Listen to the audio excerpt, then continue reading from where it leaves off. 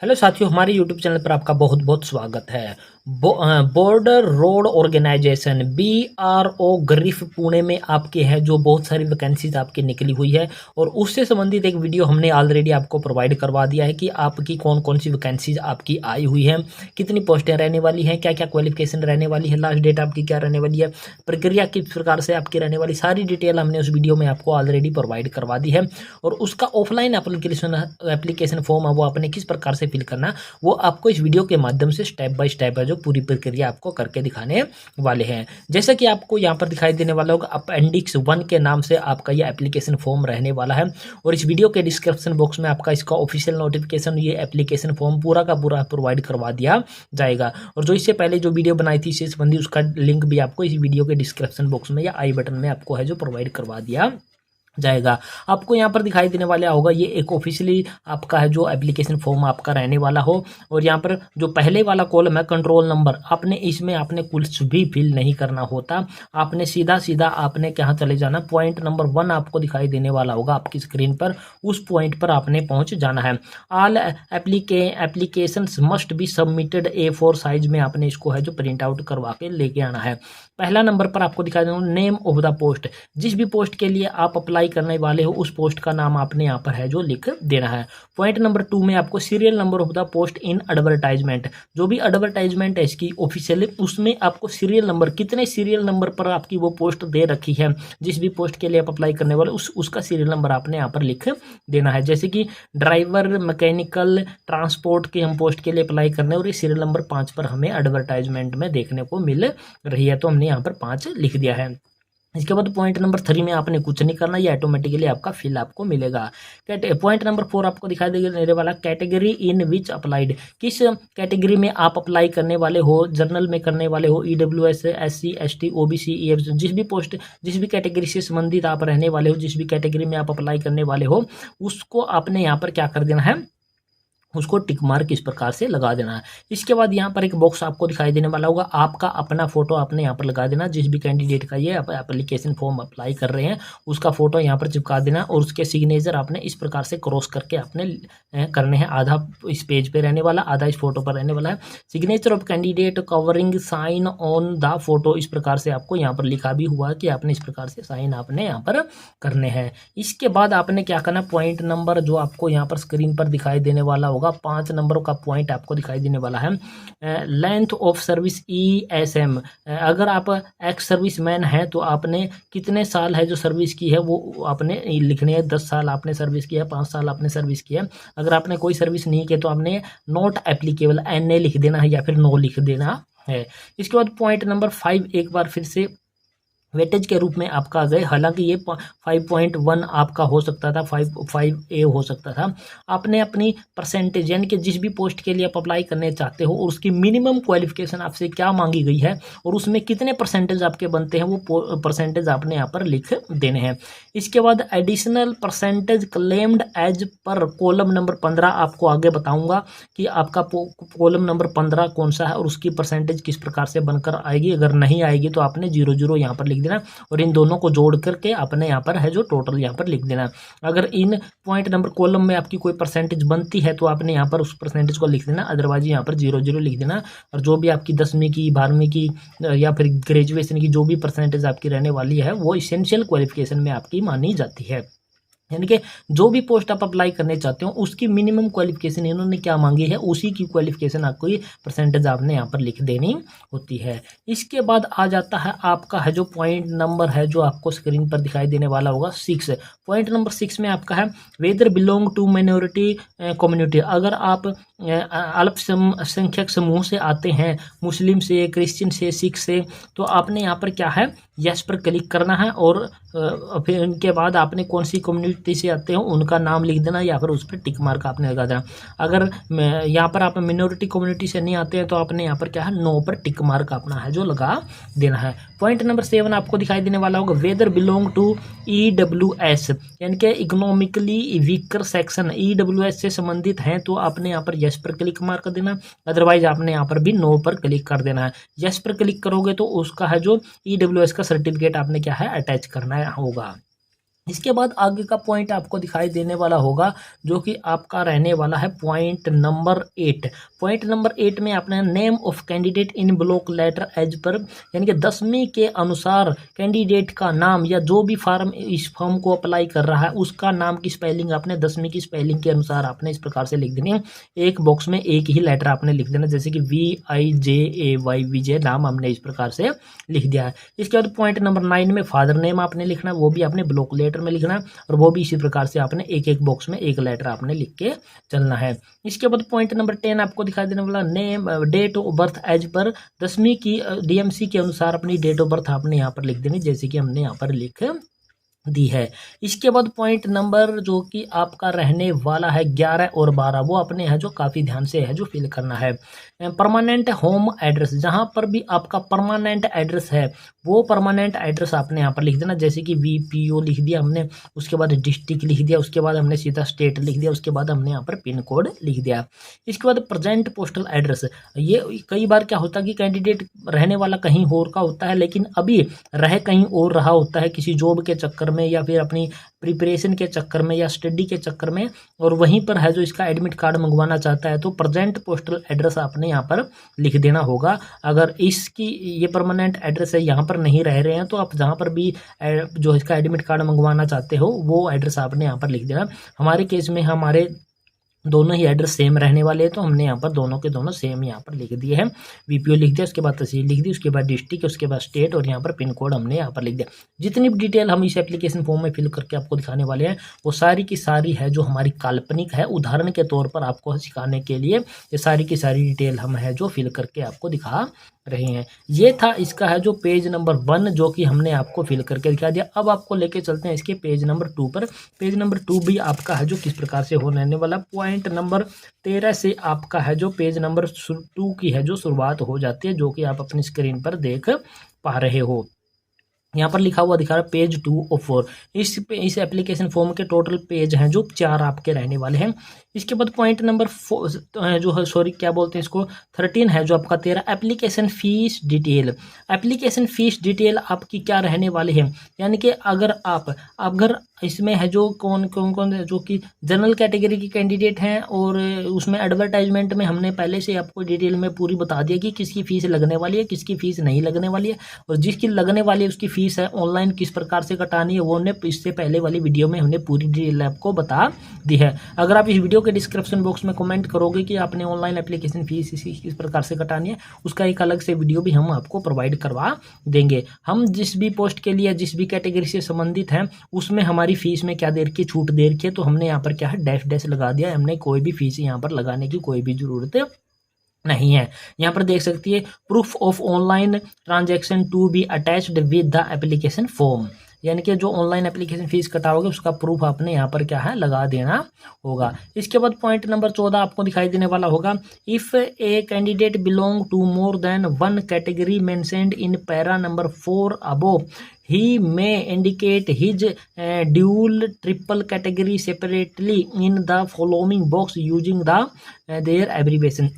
मान लीजिए अगर आपको पॉइंट नंबर जो 4 आपको यहाँ पर दिखाई देने वाला था ये वाला, अगर आपको यहाँ पर कोई कैटेगरी है जो स्पेशल रूप से आपकी नहीं दिखाई दे रही है, मान लीजिए आप SC भी हैं और SC के साथ साथ आप क्या हैं PWD भी हैं, यानी कि आप विकलांग भी है, तो उसकी अलग से डिटेल आप यहाँ पर दे सकते हैं कि मैं SC के साथ विकलांग हूँ या फिर जनरल के साथ जो भी हूँ, जो भी अदर कैटेगरी आपकी बनती है उसकी डिटेल आप यहाँ पर लिख सकते हैं। अगर नहीं बनती है तो इसको खाली आप छोड़ सकते हैं।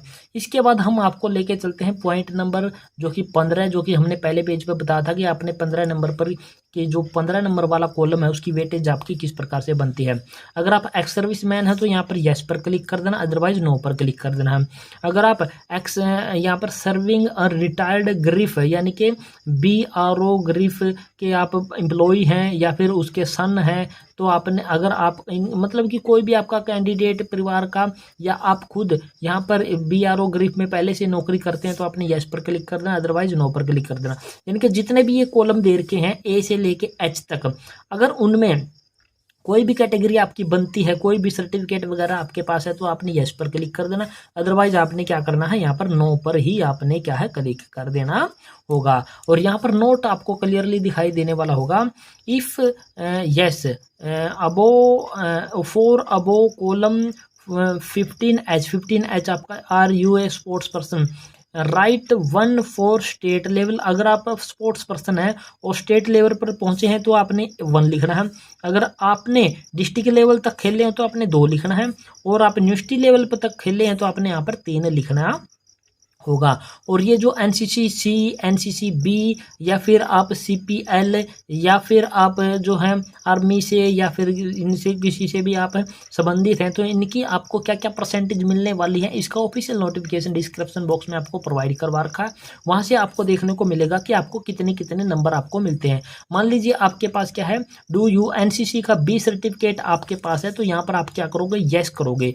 यस करने के साथ ही आपको बी सर्टिफिकेट के 2% या फिर 3% जो भी मिलेंगे तो आपने इस कॉलम में आपने यहाँ पर क्या लिख देने होंगे, वो वाले परसेंटेज आपने यहाँ पर लिख देने होंगे। मान लीजिए एनसीसी बी सर्टिफिकेट के 3% बने तो आपने यहाँ पर 3 लिख देना, और 62 और 3 आपके यहाँ पर क्या हो जाएंगे, 65% आपके यहाँ पर हो जाएंगे। तो इस प्रकार से ये कॉलम नंबर जो है कि 15 का आपका फंडा रहने वाला है।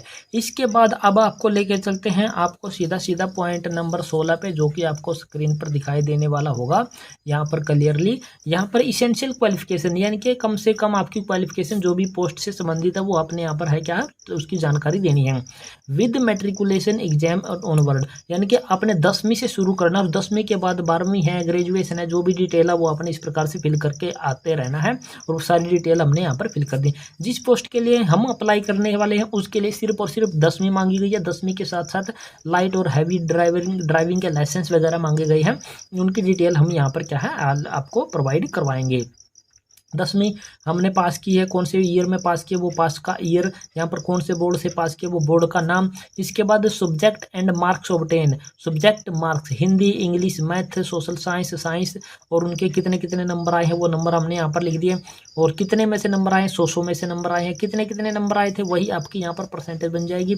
उसके बाद यहाँ पर टोटल हमने लिख दिया, टोटल इनका कितना बनता है और इनका कितना बनता है और उसकी परसेंटेज क्या बनती है, 62% हमारी बनती है, जो कि हमने पहले पेज पर भी आपको फिल करके दिखाई दी। तो इस प्रकार से हमने इसको ये हमने 12th है जो गलती से लिख दिया तो इसको हम क्या करेंगे, फ्लूड लगा देंगे, या फिर ये सिर्फ समझाने के लिए हम एप्लीकेशन यूज कर रहे हैं, इसमें कोई हमें डाउट नहीं है। तो आप फ्लूड का यूज ना करें, दूसरा प्रिंट आउट इसका निकाल लें अगर कोई मिस्टेक आपकी होती है तो। इसके बाद आ जाता है आपका जो कि आपका जो ये था पॉइंट नंबर ए था जो कि 16वें पॉइंट का। अब बी पे आ जाते हैं, पॉइंट नंबर बी पे। अगर कोई टेक्निकल एजुकेशन आपके पास है तो उसकी डिटेल आपने यहाँ पर देनी है, अगर नहीं है तो आपने यहाँ पर नो लिख देना है। और उसके संबंधित आपने है जो सेल्फ टेस्टेड कॉपी आपने लगानी है, इनकी भी सेल्फ टेस्टेड कॉपी आपने यहाँ पर लगानी है। पॉइंट नंबर 17 आप देख लीजिए जो कि आपको अपनी स्क्रीन पर दिखाई देने वाला है। Particular driving licence for driver MT road roller and OEMS, इनके ड्राइविंग लाइन से आपका कोई भी पोस्ट अप्लाई कर रहे वाले हैं तो यहाँ पर लाइट मोटर व्हीकल का लाइसेंस नंबर और हैवी मोटर व्हीकल का लाइसेंस नंबर आपने इस प्रकार से लिख देना जैसे कि हमने आपको लिख दिया। ये सिर्फ उदाहरण के लिए हम एप्लीकेशन फिल कर रहे हैं तो ये हमारे कोई एक्यूरेट नहीं है, हम सिर्फ उदाहरण के लिए आपको दिखाने वाला है। इशू डेट क्या थी वो लिख देने, इशूइंग अथॉरिटी कौन थी, इनिशियल वैलिडिटी आपकी पीरियड ऑफ लाइसेंस कितने साल की थी, और उसको है जो रीन्यूएबल यानी कि रीन्यूएबल कौन सी डेट में करवाना वो डेट आपने यहाँ पर लिख देनी है। और इसकी फ़ोटो कॉपी है जो लाइसेंस की आपने इस एप्लीकेशन फॉर्म के साथ में ज़रूर लगा देनी है। इसके बाद ये पॉइंट नंबर आपका था जो कि पेज नंबर जो का 2 रहने वाला था। पेज नंबर 3 पर आपको लेके चलते हैं। ये काफ़ी अच्छा खासा है जो लंबा आपका है जो है एप्लीकेशन फॉर्म है, पूरी डिटेल के साथ हम आपको है जो भर के दिखाने वाले हैं। पेज नंबर 3 पर आपको लेकर के हम आ चुके हैं। पेज नंबर 3 का जो पहला पॉइंट आपका रहने वाला है वो 18वां रहने वाला है। टोटल आपके पास कोई भी एक्सपीरियंस है जिस भी पोस्ट के लिए आप अप्लाई करने हो तो उसकी डिटेल आपने यहाँ पर फिल कर देना, अदरवाइज डैश लगा के इसको भी खाली छोड़ देना है। इसके बाद आ जाता है आपका पॉइंट नंबर 19 जो कि आपका ओनली फॉर BRO लेबर। अगर आप BRO में पहले से काम करते हैं तो उनको यहाँ पर डिटेल फिल करनी है, अदरवाइज को भी खाली छोड़ आपने देना है। इसके बाद आपको पहुँच जाना है पॉइंट नंबर 20 पे। कॉन्टैक्ट मोबाइल नंबर आपने यहाँ पर लिख देना है। उसके बाद 21 में आधार नंबर आपने लिख देना है, उसकी अटैच कॉपी भी लगा देनी है। इसके बाद कॉन्टैक्ट ईमेल है जो कैपिटल लेटर में आपने लिखनी है, यहाँ पर लिखा हुआ है क्लियरली, और जैसे कि हमने यहाँ पर लिख के दिखाई है कैपिटल लेटर में अपनी ईमेल आईडी आपने लिख देनी है। पॉइंट नंबर 22 आपको दिखाई देने वाला होगा, जो कि आपका डिक्लेरेशन से संबंधित आपका रहने वाला है। इसमें आपने कुछ नहीं करना, सिर्फ इसको पढ़ना मात्र है। और नीचे की तरफ आपको दिखाई देने वाला होगा यहाँ पर अपना प्लेस का नाम लिख देना जहाँ के रहने वाले हो, या फिर जहाँ से आप एप्लीकेशन फिल कर रहे हो, और यहाँ पर अपनी डेट फिल कर देनी है जिस डेट में आप ये एप्लीकेशन फिल कर रहे हो। यहाँ पर अपना लेफ्ट हैंड का जो थंब आपने लगा देना है, और यहाँ पर है जो कैंडिडेट के सिग्नेचर आपके हो जाएंगे। इसके बाद यहाँ पर नोट में कुछ इंस्ट्रक्शन वगैरह आपको दिखाई देने वाली होगी, इन इंस्ट्रक्शन को आपने क्या पढ़ लेना है और कुछ भी नहीं करना है। इसके बाद जो पेज नंबर आपका 4 रहने वाला है वो आपको यहाँ पर दिखाई देने वाला होगा, और ये आपका रहने वाला है एडमिट कार्ड। इस एडमिट कार्ड को आपने पहले से ही फिल करके है जो भेजना होता है अपने हाथों से, और यही आपको है वापस रिटर्न में वहाँ से भेज दिया जाता है। पेज नंबर 4 है, ये एडमिट कार्ड है। एडवर्टाइजमेंट नंबर आपको यहाँ पर दिखाई देना। इस वाले 4 ऑफिस यूज, ये वाला कॉलम है जो ऑफिस यूज के लिए है, इसमें आपने कुछ भी नहीं करना है। यहाँ पर कैंडिडेट ने अपना है जो खुद का फोटो है चिपका देना है। इसके बाद आपको यहाँ पर पॉइंट दिखाई देने वाले होंगे आगे बिल्कुल क्लियरली, यहाँ पर to be filled by candidate communication address, candidate के द्वारा भरा जाना है ये कैंडिडेट का नाम, उसके सन ऑफ, उसके पिता का नाम, उसका हाउस नंबर, उसके बाद आपको यहाँ पर दिखाना उसका विलेज, उसकी तहसील, उसका स्टेट, उसका पोस्ट ऑफिस, उसकी डिस्ट्रिक्ट, उसका पिन कोड आपने यहाँ पर लिख देना है। इसके बाद आपको नीचे दिखाई देने वाले हो गए ये कई सारे कॉलम, यहाँ पर eight the time of submission of application, यानी कि जब आप इस एप्लीकेशन को सबमिट कर रहे हैं, इस एप्लीकेशन को जमा कर रहे हैं, यानी कि भर करके आप भेज रहे हैं, तब आपने यहाँ पर सिग्नेचर करने और अपना लेफ्ट हैंड थंब यहाँ पर लगा देना है। इसके बाद आगे के सारे हैं ये खाली आपने भेजने हैं।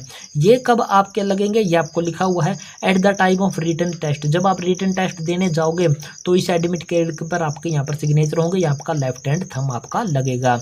इसके बाद जब आप इसका फिजिकल टेस्ट देने जाओगे तो आप तब सिग्नेचर यहाँ पर होंगे, लेफ्ट थंब आपको यहाँ पर लगेगा। इसके बाद एट द टाइम जब आप प्रैक्टिकल वगैरह देने जाओगे, जब यानी कि आपकी पोस्ट से संबंधित अगर आपकी कोई प्रैक्टिकल होगी तो आपके सिग्नेचर होंगे, फिर लेफ्ट थंब होगा। इसके बाद लास्ट में आपको दिखाई देने वाला होगा जब आपकी ज्वाइनिंग होगी, अगर आपका सिलेक्शन हो जाता है तब आपका सिग्नेचर और यहाँ पर लेफ्ट हैंड थंब, यानी कि यह एडमिट कार्ड आपका है जो लॉन्ग प्रोसेस तक चलेगा, जब तक आपका फाइनल है जो सिलेक्शन नहीं हो जाता, आपकी ज्वाइनिंग नहीं हो जाती, तब तक आपका यही एडमिट कार्ड आपका चलने वाला है। और आपने इसको बिल्कुल संभाल के आपने क्या है रखना होता है, क्योंकि ये बार बार आपको इसी पर सिग्नेचर है जो आपके करने होते हैं ताकि ये मैच कर पाएँ। इसलिए आपने एप्लीकेशन फिल करते हुए सिर्फ ये वाले सिग्नेचर करने और यहाँ पर लेफ्ट हैंड लगाना। इसके बाद यहाँ पर सारे के सारे आपने ये खाली छोड़ देने वाले होते हैं।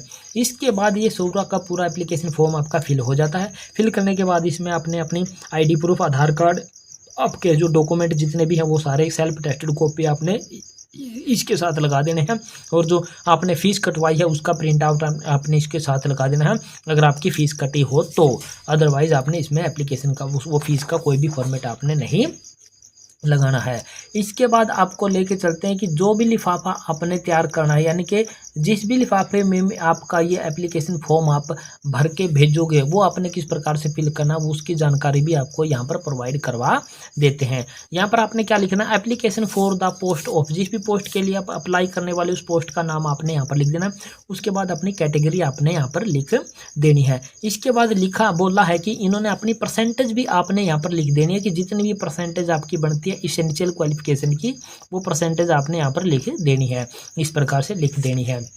इसके बाद यहाँ पर आपको दिखाई देने वाला होगा, इसको थोड़ा सा जूम करके दिखा देता हूँ मैं आपको। यहाँ पर इस साइड में जो रहने वाला होता है फ्रॉम के बाद, यहाँ पर फ्रॉम के बाद होता है आपका खुद का एड्रेस, यानी कि भेजने वाले का पता, कैंडिडेट का नाम, उसका पता, पिता का नाम, उसके बाद उसका टाउन, विलेज, उसकी डिस्ट्रिक्ट, उसका स्टेट, उसका मोबाइल नंबर। ये तो होती भेजने वाले की कैंडिडेट की डिटेल। इसके बाद ये वाला एड्रेस है, जो ये वाला एड्रेस आपको बहुत ही ध्यानपूर्वक है जो फिल करना होता है, क्योंकि अगर आपने यही जो है एड्रेस आपने गलत फिल कर दिया तो आपका एप्लीकेशन फॉर्म है वो सही एड्रेस पर नहीं पहुँच पाएगा और आपका एडमिट कार्ड भी आपको है जो प्राप्त नहीं होने वाला होगा। तो आपने क्या लिखना, 2 के बाद लिखना कमांडेंट, इसके बाद ग्रिफ सेंटर, डिग्गी कैंप, पुणे 411-015 इस एड्रेस पर आपने इसको सिर्फ और सिर्फ रजिस्टर्ड पोस्ट के माध्यम से आपने भेजना है। और इसकी लास्ट डेट है जो 30 दिसंबर 2024 आपकी इसकी रहने वाली है। और इसको रजिस्ट्री के द्वारा भेजना है, स्पीड पोस्ट नहीं करवानी है, साधारण डाक के द्वारा भी इसको आपने नहीं भेजना है। तो ये पूरा प्रोसेस आपका रहने वाला है, जो कि आपका जो BRO ग्रिफ पुणे में जो भिन्न भिन्न प्रकार की आपकी वैकेंसीज निकली हुई हैं, उनका ऑफलाइन एप्लीकेशन फॉर्म आपने किस प्रकार से फिल करना था, वो पूरा का पूरा प्रोसेस हमने इस वीडियो के माध्यम से आपको है जो करके दिखाने की कोशिश की है। और आशा करते हैं हमारे द्वारा जो कोशिश की गई थी, जो भी हमसे जो बन पाया है, वो पूरी की पूरी हमने वीडियो आपको है जो प्रोवाइड करवाने की कोशिश की है। और आशा करते हैं हमारे द्वारा की गई इस कोशिश से आपको बिल्कुल हेल्प मिली है। और अगर हेल्प मिली है तो हमारे चैनल को आपने क्या कर देना, सब्सक्राइब कर देना। सब्सक्राइब करने के साथ साथ वीडियो को अपने दोस्तों मित्रों के साथ आपने साझा जरूर कर देना है। तो जय हिंद, जय भारत दोस्तों।